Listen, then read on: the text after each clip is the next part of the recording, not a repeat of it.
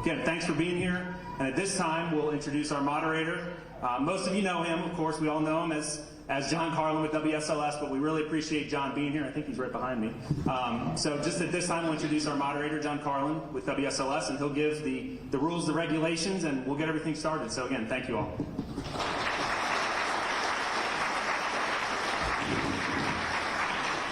Thank you, Eric. Thank you, Mike. Thank you to the Kiwanis Club and the Chamber, and of course to our candidates this evening.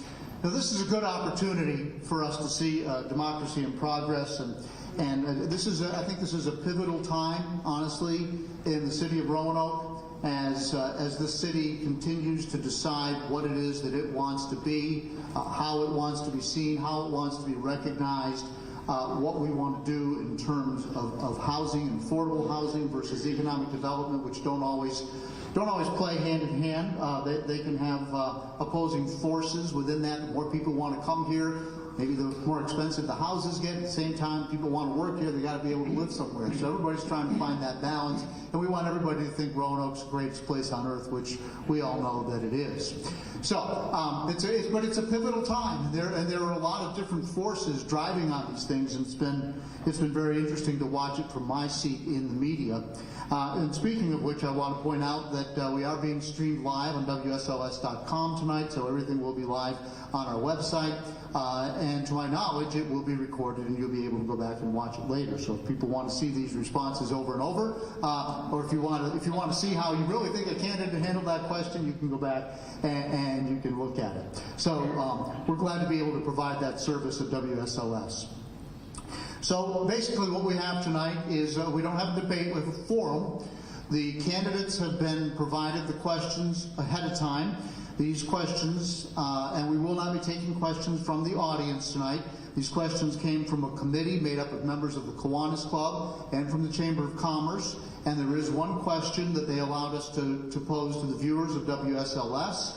And we had about 20 responses from viewers, many of them duplicated questions that were already on the list, but there is a question here that represents the viewership of WSLS, and we'll get to that as well as one of the questions here tonight. So this is how it'll work. For each question, we will have 6 minutes, which is 2 minutes per candidate.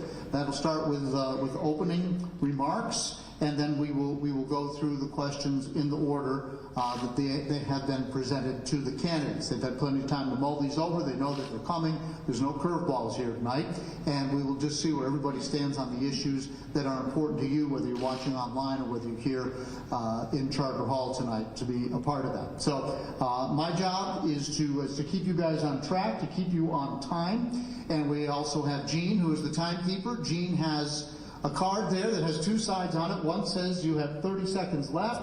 One says stop. When it says stop, of course, I'm not going to jump in and cut you off mid-sentence, but I'm going to expect you guys to play by the rules and to get to complete your thought as quickly as you can. And if we have to, we'll turn off your microphones and do like they're doing.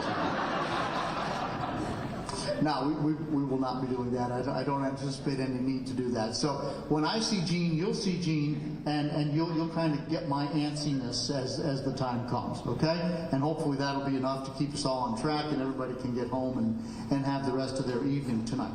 So having said that, Mr. Bowers, do you mind being the one who starts tonight? No, thank you, John. Okay. So then we'll start with you, and we'll come right down the line, and then for the next question, we'll start in the middle with Stephanie, and then Joe, and so forth, and we'll just rotate that way. So at this time, we will begin with opening statements, and Mr. Bowers, you have 2 minutes. Thank you, John, and good evening to you all. I want to thank the Kiwanis Club of Roanoke. By the way, the next mayor is going to be a member of the Kiwanis Club of Roanoke. All three of us are members. And I want to thank you all and the audience. I think your presence here does demonstrate a real keen interest in our star city. I also want to introduce my wife, Margarita. She's in the audience back there. Hi, Margarita.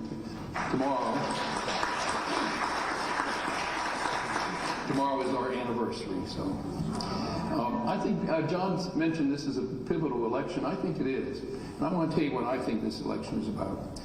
I think if you are happy, if you're a voter who's happy with the way Roanoke is going, then you have one of two choices. my worthy opponents, Stephanie or Joe. They are incumbents and they are responsible for what has happened in Roanoke. And so if you're happy with what's going on in Roanoke, you have a choice between one of those two. But if you're like me and you're not happy with what's going on in Roanoke, then I ask for your consideration and your vote. And I want to prove to you again that I have the energy, the enthusiasm, and the experience to make a change in Roanoke. But let me remind you that it takes 4 votes. There's 7 members of Roanoke City Council. You'll have 3 new city council members, but you got to have a 4th. It's the old Jim Trout rule, you might remember, John. Get to 4 and go home. You got to have 4 votes to govern our city. And so I want you to be thoughtful about that as you go to the polls. I'm running with Nick Hagan, who's here tonight, and Jim Garrett, who might be here. I did not see him. And we ask for your consideration and your support on Election Day. Thank you, David. Stephanie? Thank you. I'm Stephanie Moon Reynolds. I'm an independent member of Roanoke City Council. And I am here today seeking your support to become the next mayor of our city. But before I move on, I want to introduce my husband, Earl Reynolds. Will you please stand, honey? Thank you. As a native of Roanoke and a graduate of William Fleming High School and Virginia Western Community College, I have deep ties to our community. I am a wife, a mother, a grandmother, and a great-grandmother.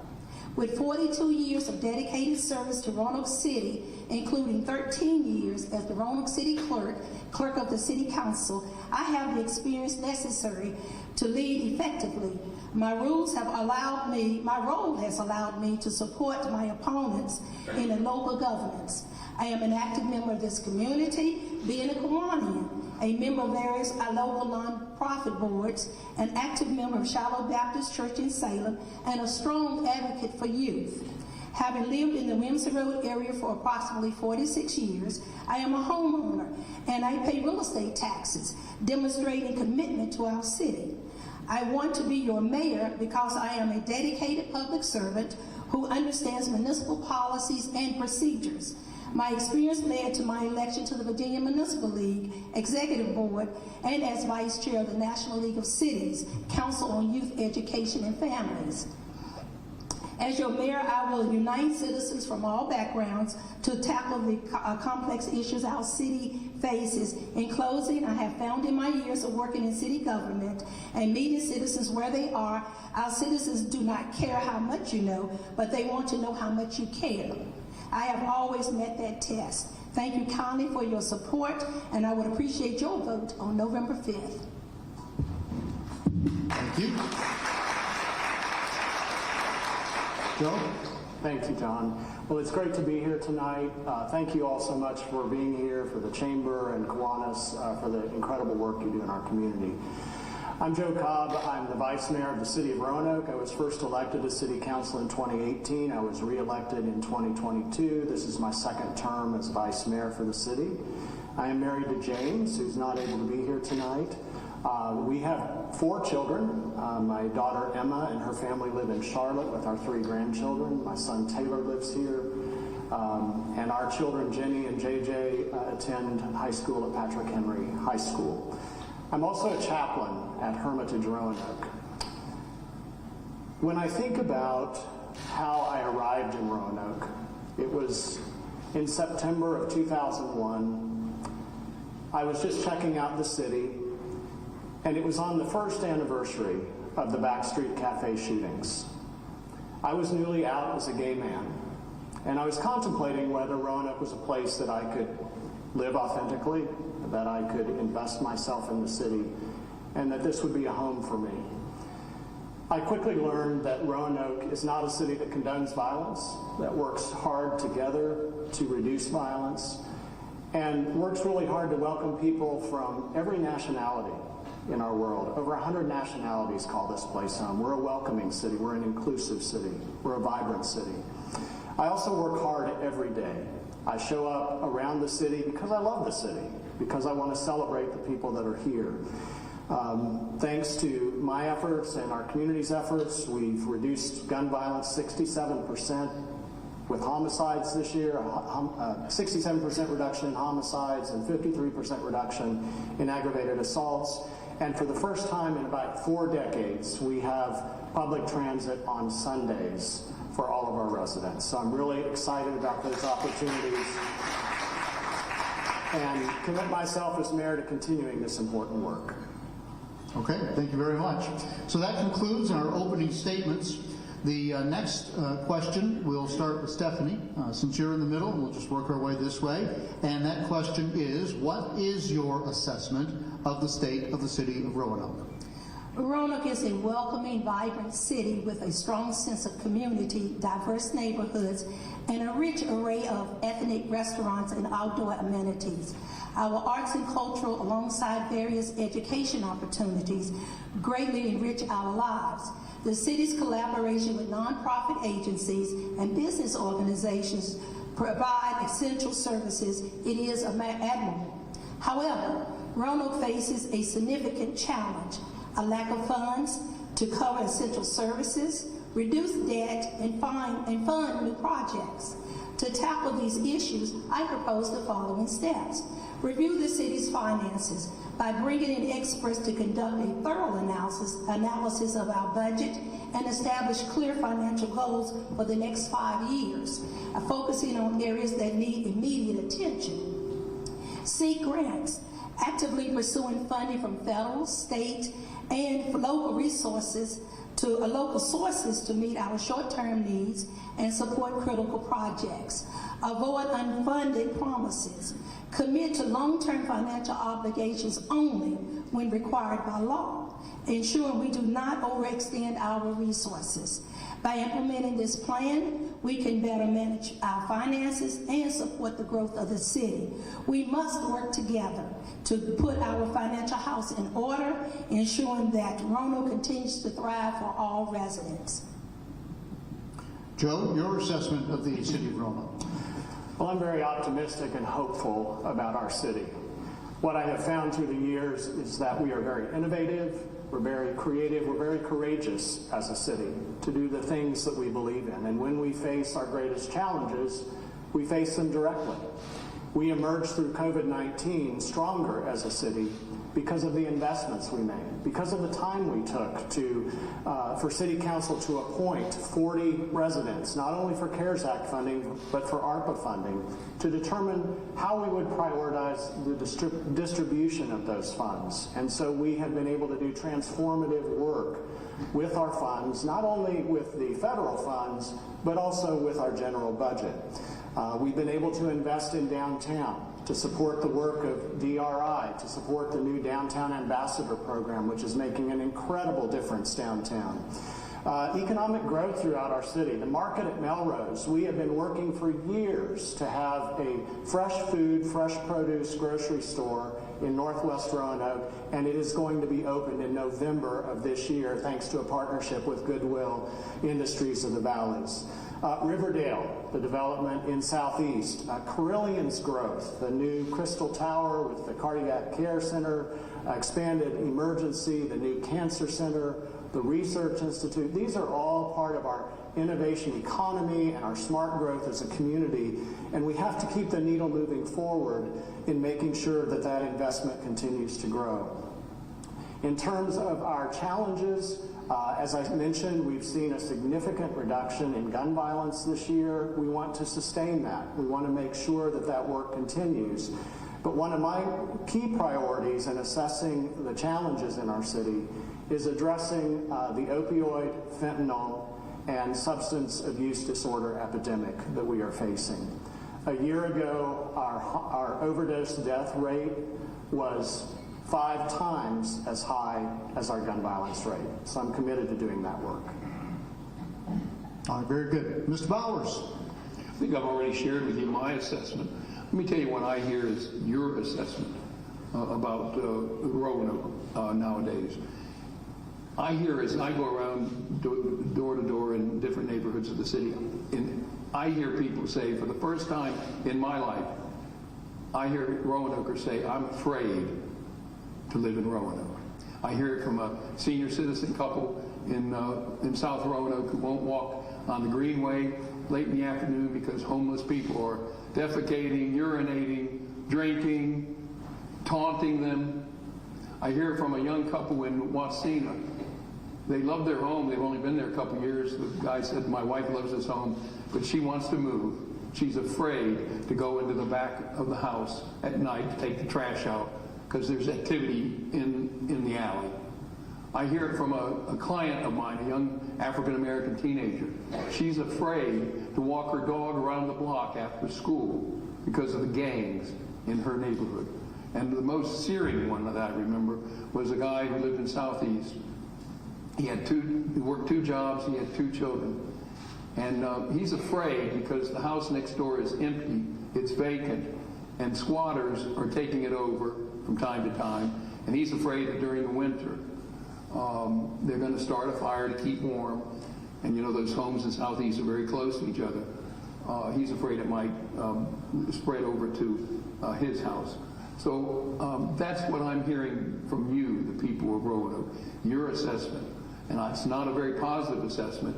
And I want to make sure that we make a change in Roanoke so that the people of Roanoke feel safe living here, working here, visiting here. Very good. Thank you, Mr. Bowers. Joe, you get the first question. You get first stab at the next question, and that is, what are the most pressing and concerning issues in the city right now? Thank you, John. For this response, I want to focus on the recently released Community Health Needs Assessment that Carillion Clinic did. They do this every 3 years, and it's really a framework for the most pressing concerns and issues related to the health and well-being of our citizens. And there are 3 priority areas that I think we need to know about and support. First of all is addressing chronic disease. We have high concerns related to obesity, to high blood pressure, and to physical inactivity. We need to work together to create more safety net clinics, to increase the number of community health workers who make an incredible difference in the life of our citizens. And we need to continue to grow healthy food initiatives. For example, the $2.5 million investment that we made of ARPA funds toward LEAP to have a dedicated space for their work, to grow the number of local farmers who could bring produce in and for them to get those out throughout the community. The second is addressing mental health and substance abuse disorder. We have a high rate of depressive disorder running through Roanoke. And I think we contribute a lot of this to loneliness. Ever since COVID-19, people have struggled of all ages with loneliness and figuring out how to connect and reconnect with people. And as I mentioned before, our overdose deaths are too high in our city. We have effective harm reduction efforts that are curbing the rates, and we need to increase these. Finally, we need to address interpersonal violence. Last year, during the highest rate of homicides that we saw related to gun violence, 90% of those were due to interpersonal violence. Deaths from firearms, we need to look at, especially suicide, which is on the uptick. And so expanding neighborhood safety, expanding safe shelter capacity, relocation services for persons affected by gun violence, and continuing to expand our gun safety and gun prevention efforts are all critical. All right. Thank you, Mr. Vice Mayor. David, would you like to take that, please? What are the most pressing, concerning issues in the city? Well, let me just list them, and we'll be able to talk about some of them a little bit as answers to other questions. First of all, if I'm elected in January, I'm going to vote, hopefully with 3 other members of council, for I'll vote to repeal this rezoning that the city council just passed. It is the worst legislation passed by city council in 50 years. I'm concerned that our income in the city went up $29 million in the spring, and yet the city council did not give any thought to returning 1 cent to the taxpayers of Roanoke. I'm concerned that the council did give themselves, over a fast weekend, a 90% raise. How many of you would like to have a 90% raise? Yeah, a few, yeah, just about everybody, I bet. I'm concerned that they botched this city manager application or selection process. They've already spent $500,000 letting the former city manager go, bringing in an interim city manager. We don't have a new one yet, and yet this council wants to choose the city manager, even though there's a likelihood of having 4 new members on council, who they should be the ones to choose. I'm concerned that our police department is down, at least in the figures that I have are back in April. You can't get a figure for it now. We were down 59 officers out of a complement of 240. That means 1/4 of our police department has vacancies. And I'm concerned that after 10 years, where we had a good program between the cities and the schools, a 40% formula for budgeting that Dave Trinkle and Todd Putney put in place 10 years ago, I'm concerned that this city council in the spring ditched that idea, and I'm going to vote to bring the 40% rule back, because I think it's important for our school system and our students and our teachers to know in advance our commitment, our financial commitment to them. Ms. Moon Reynolds, same question. Pressing issues for Roanoke. Thank you. The most pressing issues in our city include a comprehensive review of our finances to ensure effective management of taxpayers' dollars. Our community relies on essential services like public safety, education, and infrastructure. So it's vital that these services meet the needs of all residents to enhance our quality of life. Addressing homelessness is critical. We must strengthen partnerships with local organizations to provide not just shelter, but also support services that help individuals reintegrate into society. Additionally, the rise in drug overdoses, particularly related to the opioid crisis, is alarming. With funding from the Opioid Authority, we have the opportunity to expand addiction prevention and recovery services to ensure residents have access to the support they need. The housing market presents significant challenges, as rising property taxes and costs create hardships for many homeowners. We need to incentivize the development of affordable housing options, particularly in struggling neighborhoods. Safety concerns, especially regarding gun violence, are prevalent, and investing in community policing and outreach will help build trust and create a safer environment for everyone. Finally, areas suffering from blight affect property values and community pride.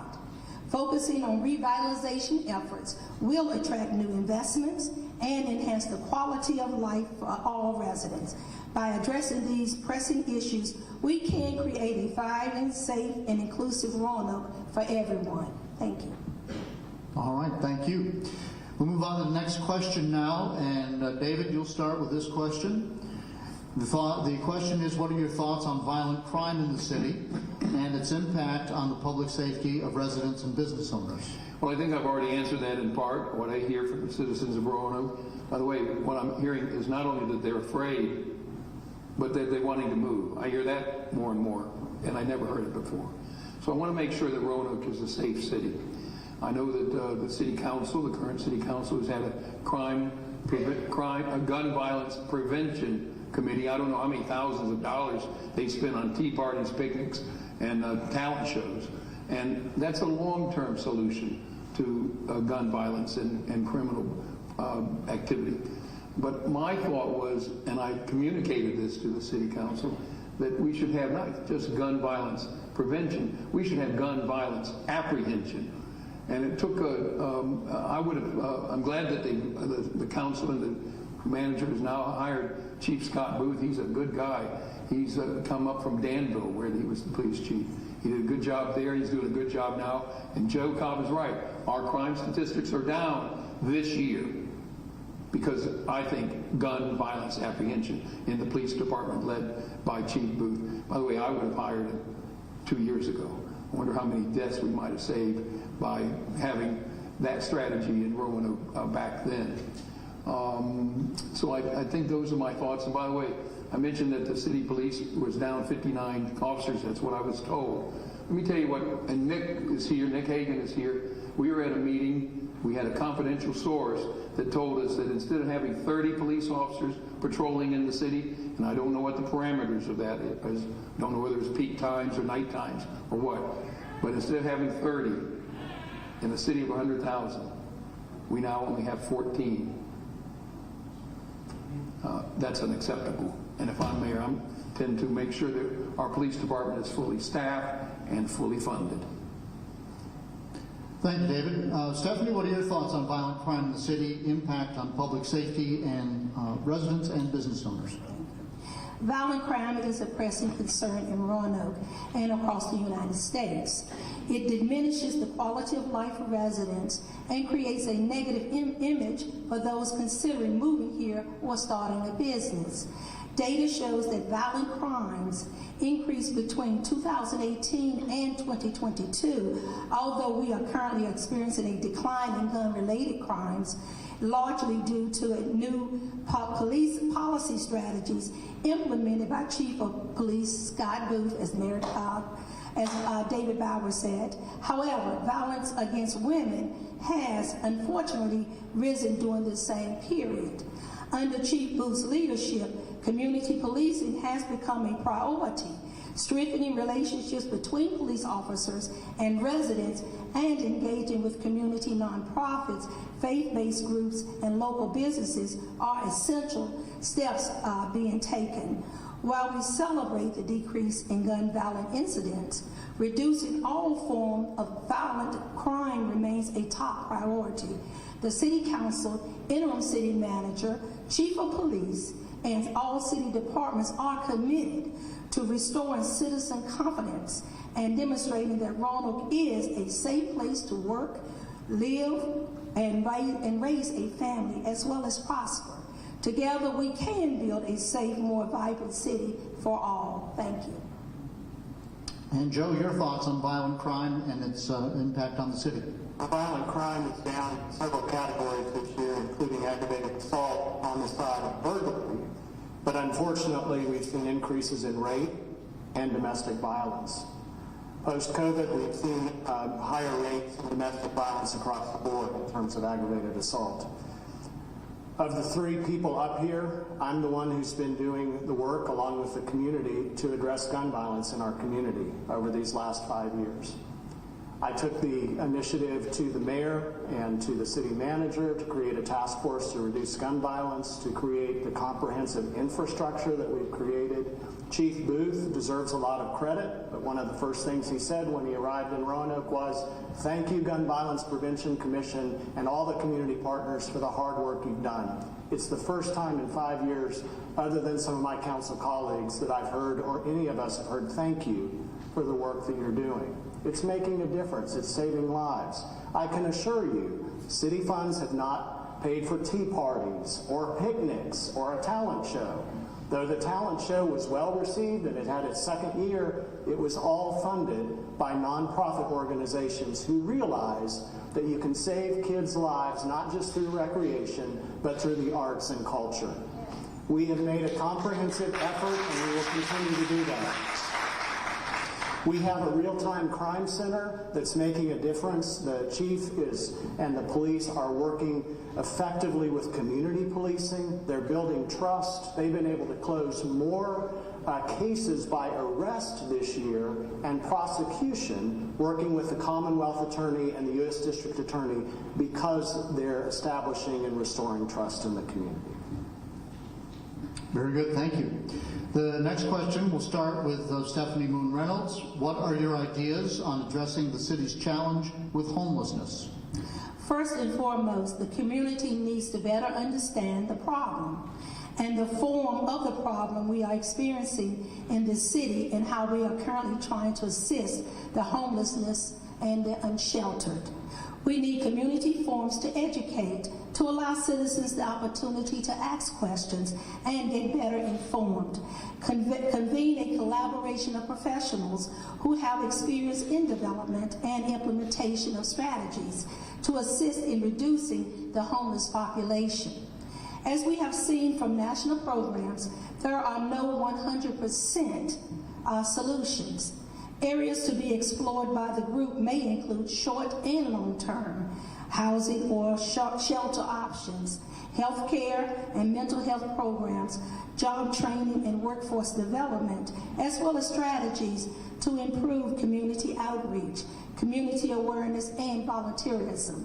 The reduction of homelessness is a complex issue that will require a number of partnerships, collaborations, and patience, as there are no real made or quick fix solutions. Thank you. All right, Mr. Cobb, your take on homelessness and the problems. So I've been involved in the work of homelessness for about 25 years, starting in Wichita, Kansas, and then moving here to Roanoke when I was director of Family Promise of Greater Roanoke, working with families experiencing homelessness moving into permanent housing. Prior to 2019, when COVID hit our city, we had seen a 60% reduction in homelessness, and we had ended veterans' homelessness. That's where we were just 5 years ago. But because of COVID, because of the challenges we faced in COVID, we're seeing a new face of homelessness. People that don't want to be in congregate shelters, an increase in chronic homelessness and chronic behavioral issues, substance abuse disorder. The leading causes of homelessness are not only those, but right now it's eviction, because people simply can't afford to live anywhere. Though we've housed 250 people this year through housing vouchers and with supportive services. All of our homeless service providers are frontline responders and first responders, along with fire, EMS, and police. And so they meet people where they are. They recognize that anyone who's experiencing homelessness is a human being. They have worth. They have value. Sometimes we don't see that if we're seeing a behavior or we're being threatened by somebody. Safety is absolutely critical to our downtown and to our community, and here are some things that I think we can do. The police now have 2 officers on daily patrol downtown and a dedicated detective working with businesses to address matters of concern. And I think we need to double or triple our housing trust fund so that we can bring in high quality, deeply affordable housing, what I call rapid housing, that is on a small scale with wraparound services, partnering with our community partners to get people housed more quickly. All right, very good. David? Well, Joe, I'm glad that you told us, advised the community that we now have 2 police officers in downtown Roanoke, because that's something that we needed for a long time and has been advocated. Because there is a homeless situation in downtown Roanoke that keeps other people away from coming downtown. You know, I don't, the homeless, my heart goes out to them, as I'm sure everybody's here in the audience. I give my time and my contributions to worthy causes like that as well. But the homeless are not helpless, and we should expect them, they should be expected to be good citizens. It's difficult. I understand there's mental health problems, there's substance abuse problems, there's homelessness, rental unit problems, things like that, jobs, marital problems. There's all sorts of problems that these folks have to deal with. I understand that. I think what we've got to do, because there's been an increase in homelessness in Roanoke City from what I'm hearing in the press, I want to make sure that we have a regional solution. Roanoke, it's important for us to be the leader in attacking these social problems, but we shouldn't be the magnet for these social problems from other areas in the region. And so what I would propose is a regional homelessness study or council so that we can engage other jurisdictions in the Roanoke area. They need to share with us in dealing with the homeless situation. All right, very good. We're on to the next question. Does it come back to me? Let's see. I believe this one starts with Joe. Okay. We did the homelessness, and so we'll start with Vice Mayor Cobb. Here we go. What are your views about the current discussions about multifamily zoning in the city? Well, I support and supported twice these zoning amendments. I think they are the best thing for our city to create more and multiple housing opportunities. We have very clear guidelines within these amendments that carry with them height restrictions, the number of dwelling units that can be on particular sizes of properties in every part of our city. Within that framework, we have protections, whether it's an historic district or a predominantly single-family district. But within many of our residential districts throughout the city, we already have multifamily dwelling units. On my block, on Highland Avenue, which is one of the oldest neighborhoods in our city, there are 8 houses on my side of the block.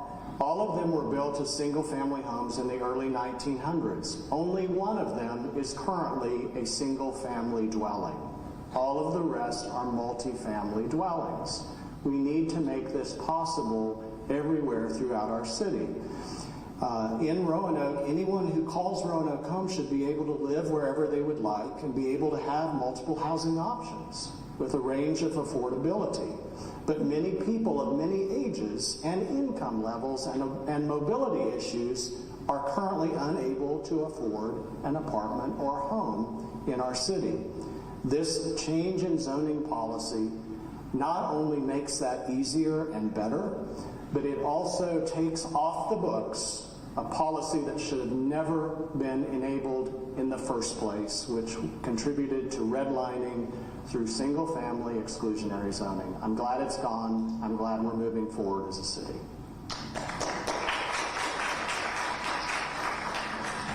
David? Oh, that would be me. Yeah, that's you. Yep.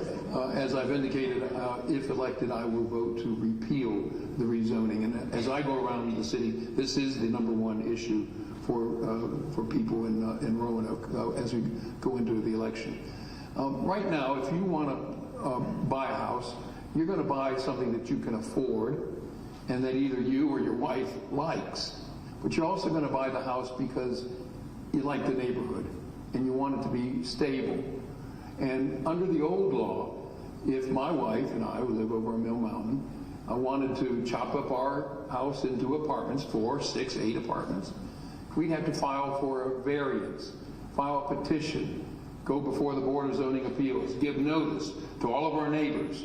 Our neighbors would be furious with us for wanting to build multi-unit apartments in our neighborhood, on our block. As I said to my wife, Margarita, we wouldn't be invited to the next neighborhood Christmas party, I can tell you that. But under the new law, it's lickety-split. You don't have to give any notice. And you know, we talk a lot about, I hear a lot about participatory democracy. They just took away the participation of our democracy with this new rezoning. Under the new rezoning law, Marguerite and I could right away have a right to rezone, to make our house, our single-family home, into a multi-family units, with 4 or 6 units. I don't think that's very popular in Roanoke. I think the new law does not protect single-family homeowners. It does not preserve the character of our residential neighborhoods. I'd like to go back.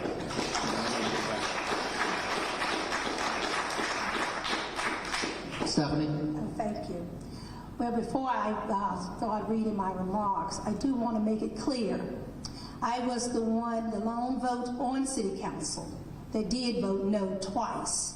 And the reason being because of the process, and that no one actually had understanding, especially those that I did speak with. I was at early voting today, and I met a couple with a young child who had just been here in the city 2 months. And I asked, where did they live? Did they have a house, or were they in an apartment? They said they were fortunate enough, and they were happy to say they were in single-family housing over in the Granby Court area, and they were happy that they found a home with a yard for their daughter to grow up. So with that said, the discussions about multi-family zoning in Roanoke are essential for our city's growth and housing needs. We clearly need more options, especially since we are landlocked, but it's crucial to consider residents' concern about how these changes can impact our neighborhoods. People have raised important issues, such as the number of units allowed on certain lots and potential effects on property values. It's vital that we listen to those voices and ensure their feedback shapes our plans. We can also learn from the recent court ruling against affordable housing ordinance in Northern Virginia. Given that the city has a pending lawsuit, we need to be cautious about how we proceed. Ongoing discussions with city officials, the council, and residents are crucial for the maintaining transparency and addressing any concerns. I support the need for more affordable housing, but it should not have been implemented citywide. A pilot project should have been considered, perhaps in the conservation and rehab areas first. I also believe the council should have the flexibility to correct past mistakes. Thank you. Okay, thank you. All right, the next question, we'll start with David. And the question is, what are your views about current regional cooperation initiatives and opportunities that you see for the future? And I think we've done a pretty good job in Roanoke over the years, including the time when I served as mayor, working with other localities. But that's been primarily with economic development and tourism issues. We have a great visit Virginia's Blue Ridge organization now. I propose, I think I'm the only council member or candidate that has proposed that we have an economic development authority that can issue bonds for economic development for plants and industries and businesses. We should also have a tourism development authority that can issue bonds, financing for tourism projects, such as I'm told we need really in our area an indoor field house for a lot of the ecotourism that we have. So I know we've been active in regional efforts for economic development and tourism, but I think there's also a social component to this, and that's why I would propose a regional homelessness council or study so that we can engage with our other jurisdictions. We are the magnet. We're probably going to continue to be the magnet for homelessness. But I think it's important for other jurisdictions to step up and take care of the homeless in their jurisdiction as well. And finally, I'd like to see more expanded bus service. The buses cannot go into another, Valley Metro cannot go into another jurisdiction without the approval of that jurisdiction. But there's some new jobs out in Glenver, and there'll be some up perhaps beyond Peters Creek Road. We need to make sure that there's transit accessibility for Roanokers to take those jobs in other jurisdictions. Thank you, David. Stephanie, your views on regional cooperation initiatives and opportunities in the future? I believe the current regional cooperation initiatives are essential for Roanoke's growth and sustainability. As outlined in the city's Plan 2040, our success is deeply tied to that of our neighboring localities. To thrive, we need a strong, marketable regional identity and solid relationships with surrounding areas.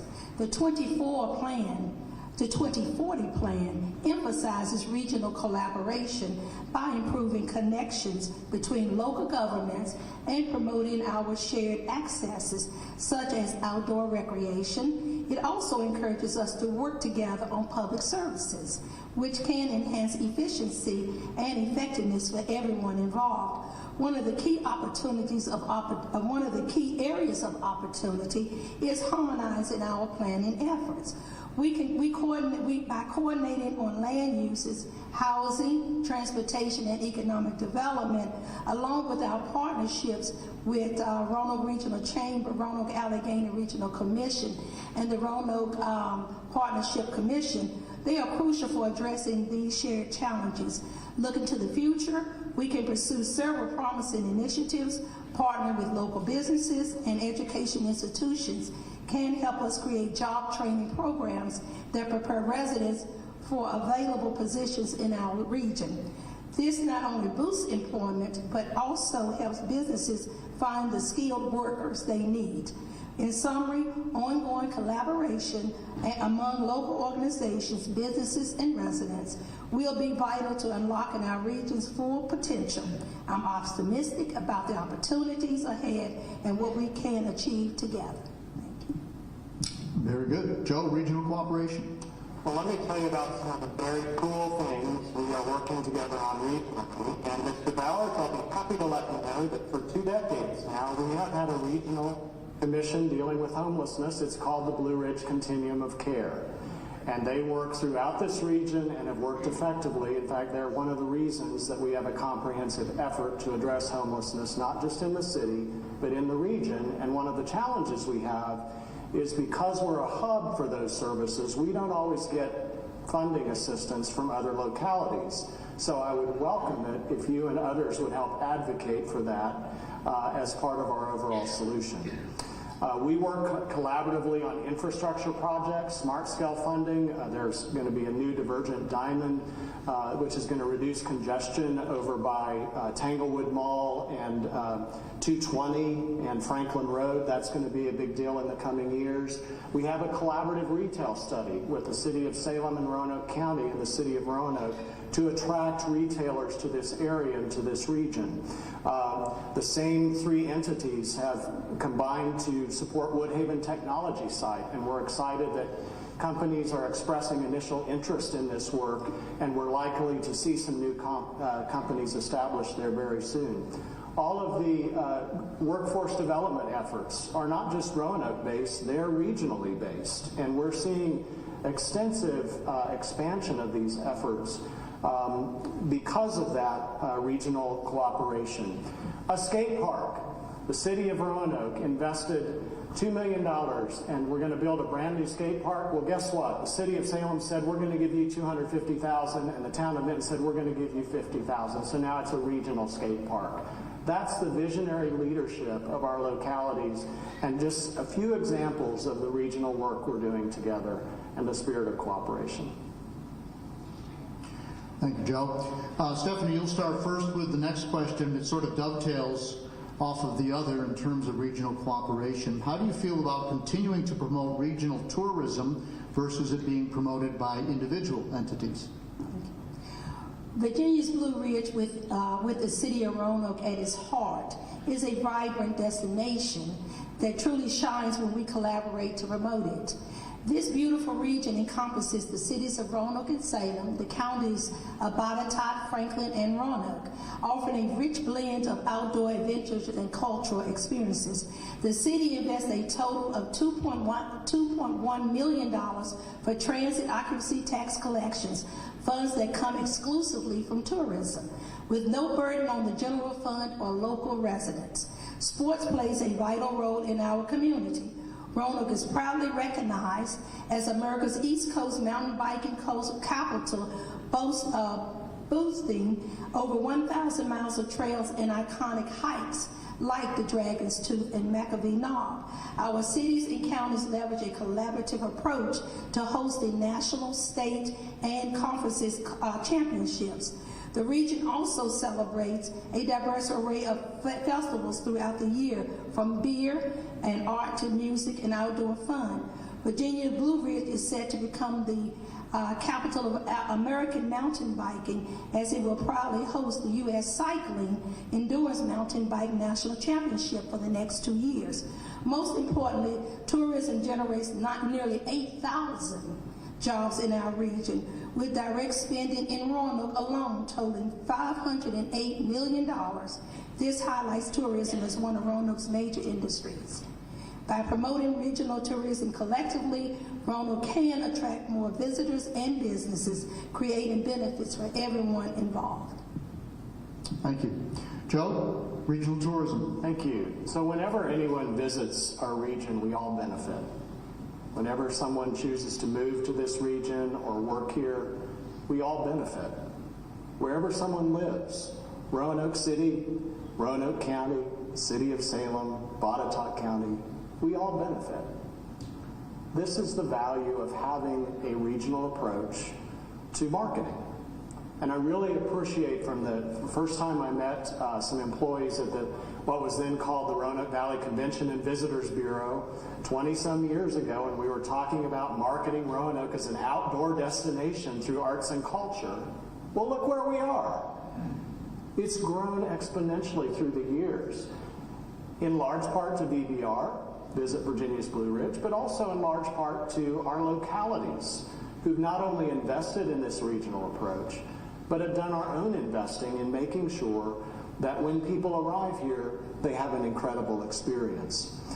I support advocating for increased funding for tourism, whether that's related to the transient occupancy tax or other forms of increased funding. I support focusing our tourism on our growth trajectories, this collaborative work that our economic development departments are doing, that our parks and recreation, that the regional partnership is doing. Let's build on those things because they are all drawing people to this area. Let's also, I'd love to see the Roanoke Mountain Campground come alive again. And I'd love to see the mountain, Mill Mountain, be a destination place to turn what was the Discovery Center into a visitor center. Move the zoo entrance up to that location and have zoo personnel staff that, but also a visitor center where people can get souvenirs, where they can have a full experience of the benefits of Mill Mountain. So I fully support our regional tourism. And I'm grateful that we as localities are able to participate in it and able to see a return on investment in our investment. Very good, thank you. David? When I first ran for mayor many moons ago, I gave a talk to a group, and I mentioned how Roanoke should be a tourist destination center. And there were giggles and chuckles in the audience. What? Who would want to come to Roanoke? But we set forth a tourism initiative. We reopened the Hotel Roanoke. We expanded we didn't even have a greenway system. We renovated this building. We've done a lot of things, including creating the Visit Virginia's Blue Ridge organization run by Landon Howard, a very successful organization in my opinion. And we've developed really a world-class ecotourism, sports, athletic, tourism industry in Roanoke, as my colleagues have indicated. As I said in answer to a previous question, we also need to create a funding mechanism so that the VBR has a way of expanding meeting facilities or having indoor field house built for Roanoke. So that's one proposal that I would have. I saw Senator Suderline here earlier. I've expressed to him my interest in conjunction with the Virginia Transportation Museum of making that a state agency. It's not something we can do without their cooperation and support, but the California State Railroad Museum in Sacramento is a state agency. The one up in Scranton is either a state or federal agency, and I think our Transportation Museum would be doing much better as a state agency. And finally, if elected, I'd like to reach out to the Crooked Road organization and bring some of that activity into Roanoke. As I've expressed to some of those involved in the Crooked Road, Roanoke is the portal. People fly into Roanoke, and then they can get on the Crooked Road as close as it is right there at the Harvester at the Rocky Mount. So those are some of my thoughts about tourism for Roanoke. Very good, thank you. Joe, you'll start with the next question, and just by way of setup, as this deals with the airport, a lot of businesses have said that they would be more interested in locating here if there was better jet service in order to come and go, and if there could be more jet service, perhaps it could be a little less expensive for tourism. So the question, however, is what are your views regarding a runway expansion of the Roanoke-Blacksburg Regional Airport? Well, I fully support a runway expansion for the regional airport. We've needed it for a very long time. And we need it for a couple of reasons. One, it will eliminate a barrier for aircraft that are on longer flights.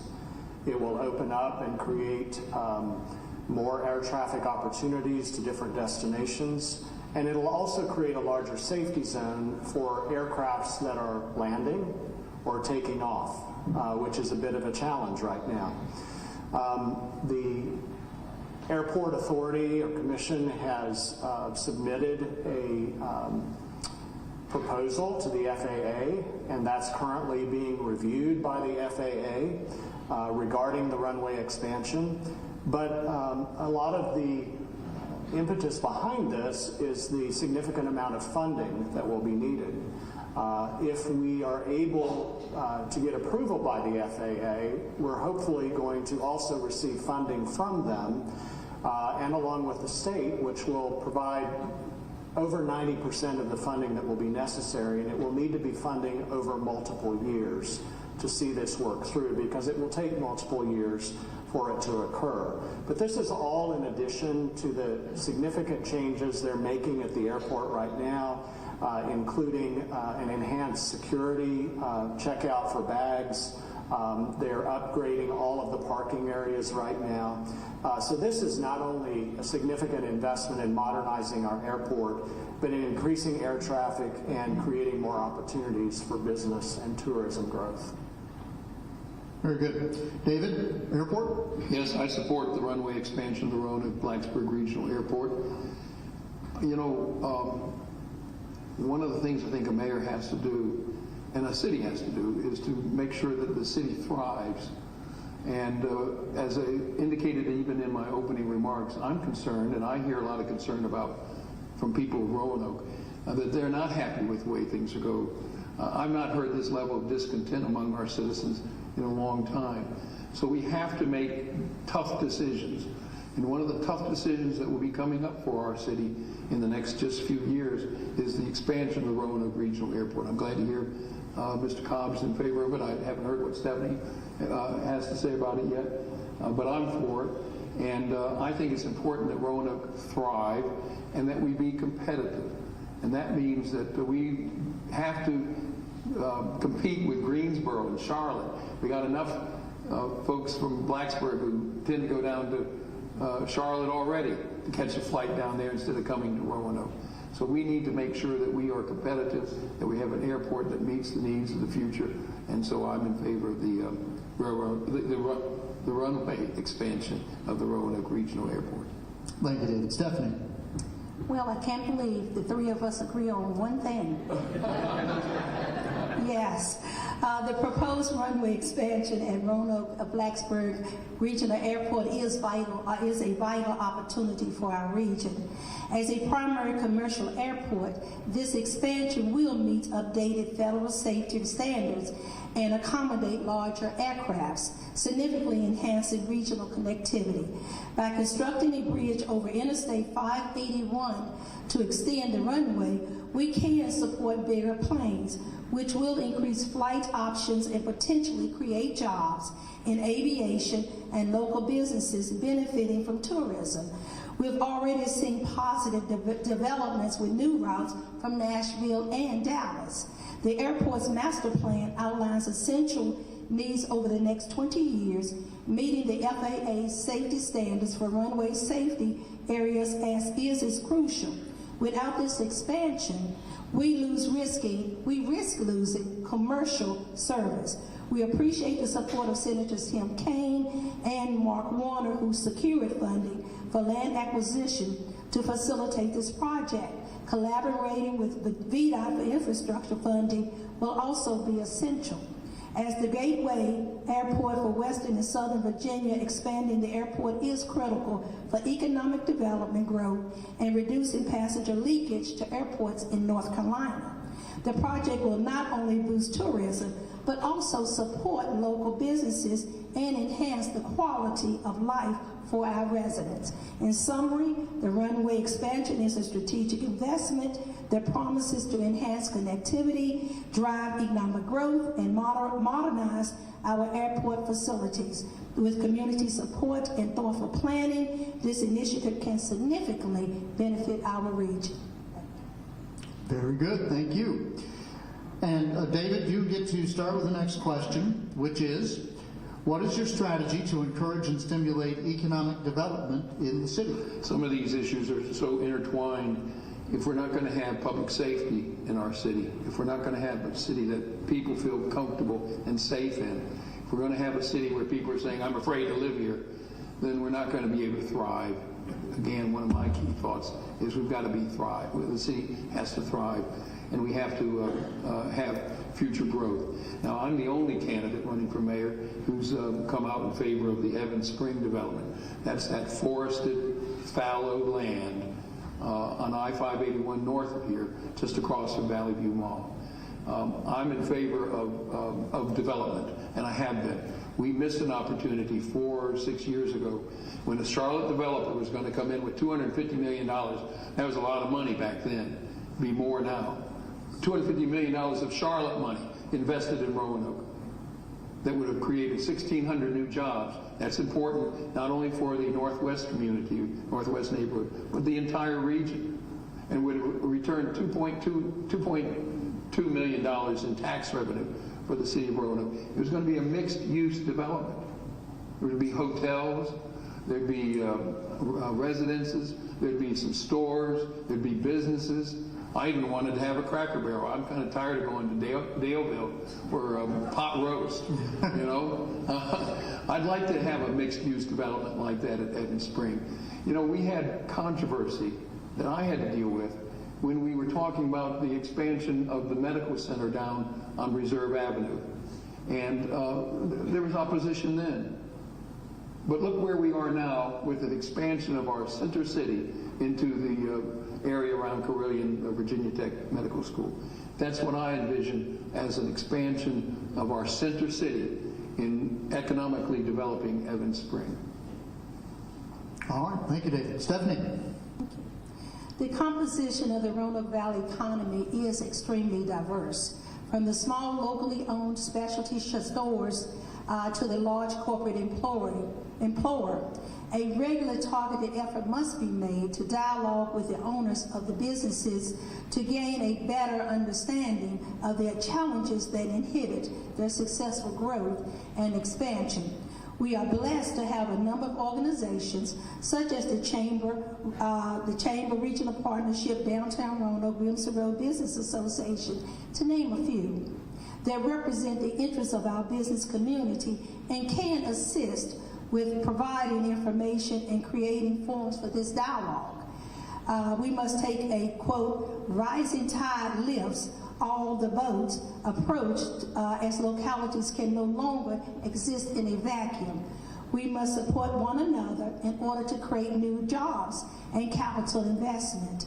Likewise, we must adopt a more aggressive attitude toward supporting small, minority, and women-owned businesses as they too play a role in anchoring our economic future. To summarize, my strategy to encourage and stimulate economic development in the city is to think and act both locally and regionally, and to be creative in our approaches to help the private sector to grow and prosper.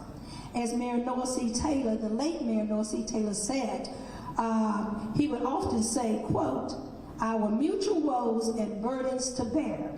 He knew that we are always better when we are all together. Thank you. All right, thank you. Joe?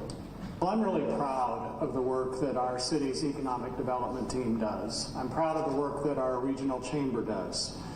Economic growth is really about relationships. Relationships with people who have an idea to start a business, who want to invest in a business, whatever size it is in the city.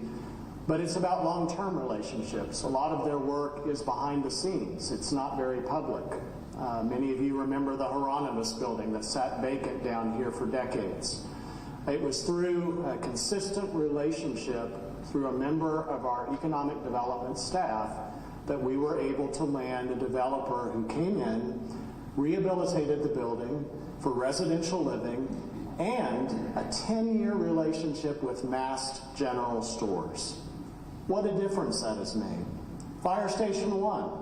We have Texture, a locally grown company that makes furniture, that pivoted during COVID to making residential furniture, and now their main showroom is in Fire Station 1. We have a boutique hotel upstairs, and we have an incredible restaurant. All of the unique niche small businesses that we have downtown, and for the first time in years, we have a full vendor court, food vendor court here in the Market Building. All of that is because of the relational work we do in economic development, in every facet of economic development. Our innovation sector is leading the way. The Fralin Biomedical Research Institute is growing. The Virginia Tech School of Medicine is going to double its size in the next few years. We have the new Cancer Center coming. We have the new Johnson & Johnson wet dry labs that the city and regional partners helped fund and bring about. And we have a new biotech certification program, thanks to the work of Verge and Virginia Western, that will help launch people that want to consider biotech as their profession. So many good things happening. All right, very good, thank you. And just a quick note here, we have 2 questions left. We are pretty much on time in terms of what we told you we were going to do here. And the next question is one of the ones that was posed from a viewer of WSLS 10. We asked for questions from our viewing audience via WSLS.com. And a lot of them turned out to be duplicates of questions that were already on this list. But I think this is a good question, and I'm just pleased that we were able to be a part of the discourse here. Let's see, and so Stephanie, I believe we're beginning with you on this one. How would you help the youth of Roanoke keep engaged and therefore not involved in drugs and violence? Very good question. Changing the mindset of juveniles at risk of gang involvement and illegal firearm use requires a balanced approach of empathy, hope, and practical support. We must provide emotional support by actively listening, validating their feelings, and maintaining regular contact to reduce isolation. Setting small, achievable goals focused on personal growth can foster a sense of accomplishment, while a structured routine and creative outlets offer purpose and control. Reinforcing their value through positive reinforcement and discussions about future aspirations is essential for building self-worth. Introducing healthy coping mechanisms like mindfulness and physical activity helps them manage stress effectively. Access to educational resources and mental health support is crucial for their development, and sharing stories of positive role models can inspire hope and motivate change. Also, it's vital that our Youth Advisory Board reflects a diverse cross-section of the community, including those with first-hand experiences. Actively listening to their struggles, such as bullying and peer pressure, will inform actionable programs that create positive opportunities like summer jobs and mentorship initiatives. Collaboration among parks and recreation, schools, businesses, and civic organizations is key to establishing a comprehensive support system. By evaluating our efforts and empowering youth in decision making, we can foster a sense of ownership and drive meaningful, lasting change in our community, steering them toward a brighter future. Thank you. Thank you. Joe? When I was growing up in Kansas, our parents paid close attention to what we as children and youth were passionate about. So in other words, they didn't say, because we as parents think you should do this, that you should do it. They really watched our lives, they watched our interests, they thought about our passions. For me, it was the arts and singing. I've never been really athletic. For my brother, it was athletics, but also music. But one of the things they taught us early on was service. How important it is, whatever age you are, to give service back to your community. We grew up attending 4-H. It was there that I learned about leadership. It was there I learned about giving back to my community. It was there I learned about gardening and leathercraft and so many other facets of life that gave me basic skills. But our parents always found a way to support us. I see so many families in Roanoke who love each other, who want to see the best for their youth, and sometimes they just don't have access to the opportunities. I think our Roanoke City Public Schools do an extraordinary job. We have amazing educators in a safe learning environment. We're seeing an increase in graduation rates because we not only want kids to receive a diploma, but also to have a resume. We have a fantastic workforce development program. When I think about all of the after-school programs we have in our city and the amazing partnerships we as a city have with them, these are the organizations that build relationships with youth and their parents.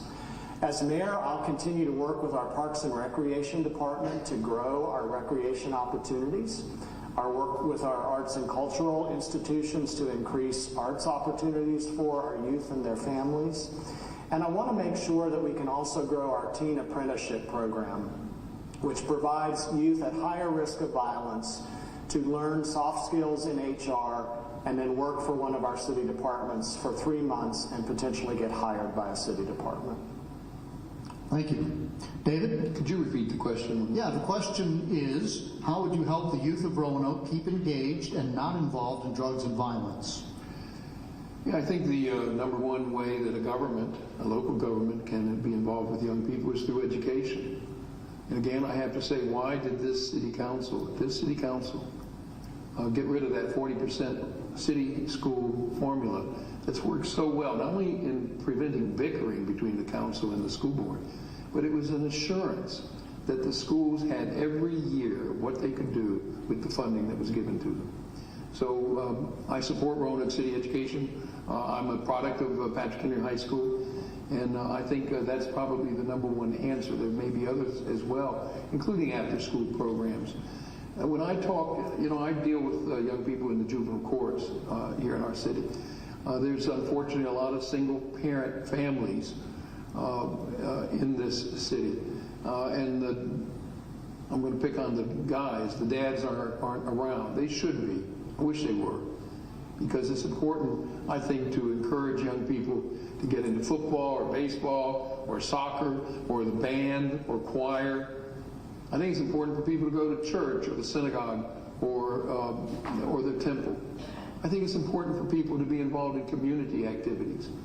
And those are the kinds of things that I think are very important. But the major thing that the city government can do is to support our school system.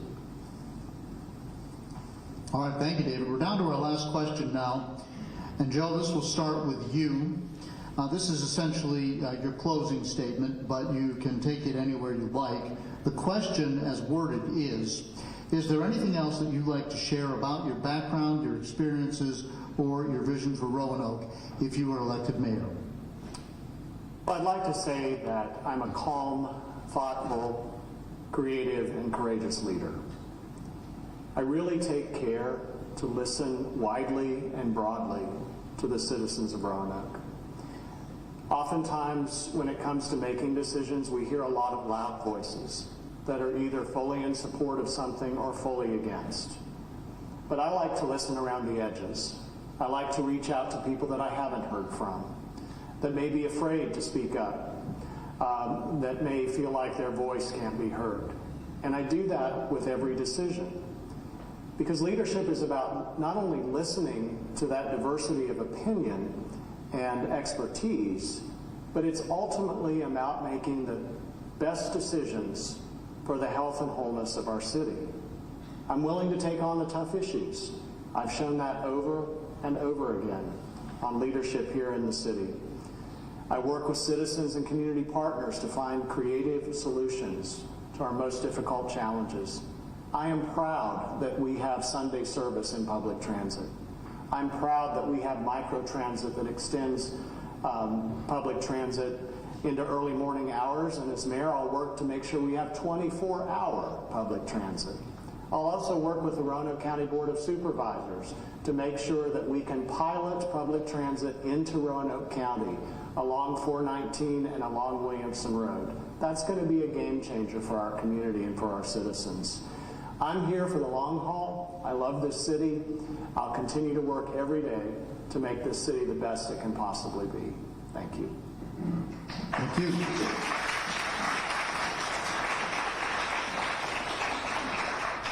David, 2 minutes, closing statement.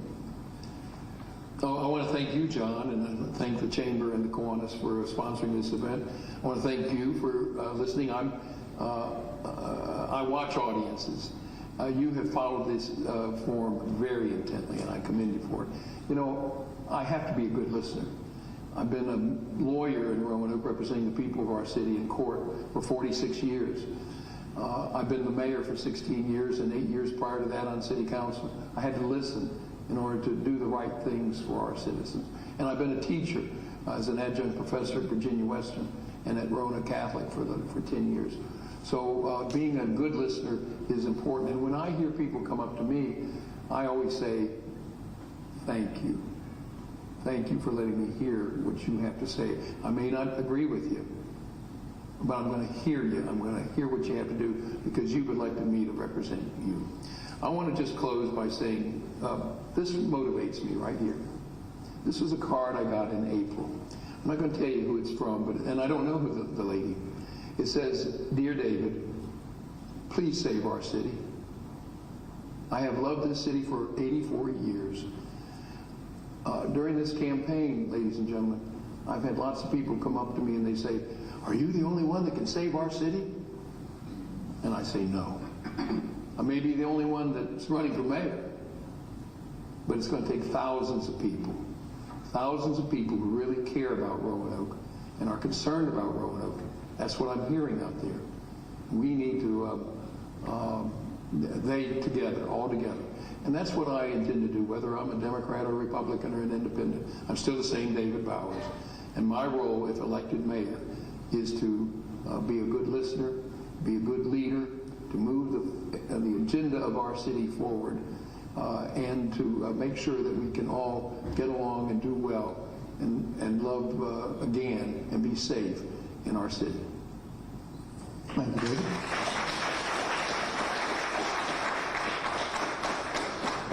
Stephanie, you get the last word. Oh, thank you. Why should you trust me to be your mayor? Because I genuinely care about our community. When I look in the mirror, my answer is simple. I care about the welfare of our people. Let me share a few examples. When I was appointed as city clerk, I accepted a lower salary than my predecessor, despite having the same certification and more education.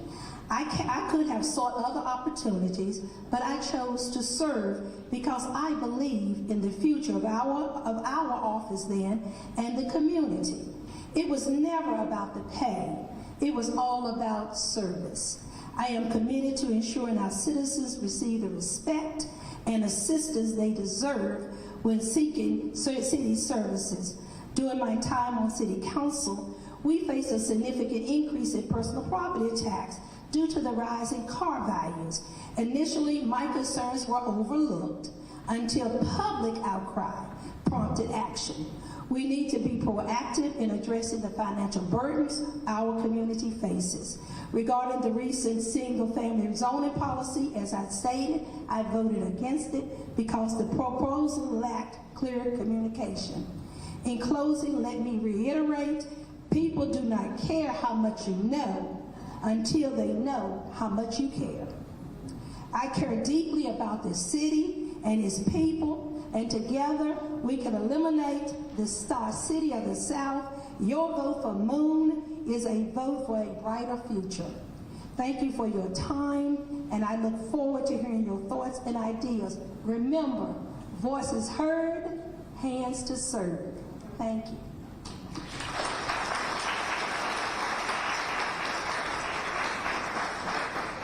How about a round of applause for all of our candidates here tonight?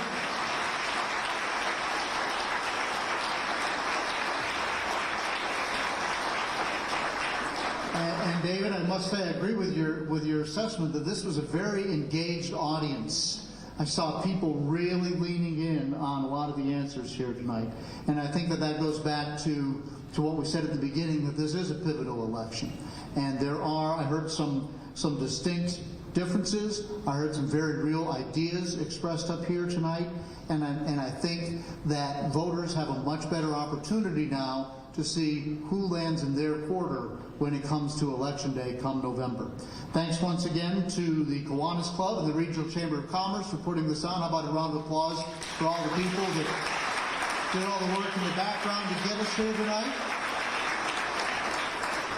And ladies and gentlemen, we almost got you out of here at 7 o'clock. It's 7:08, but please drive safely and have a nice evening. Thank you for coming.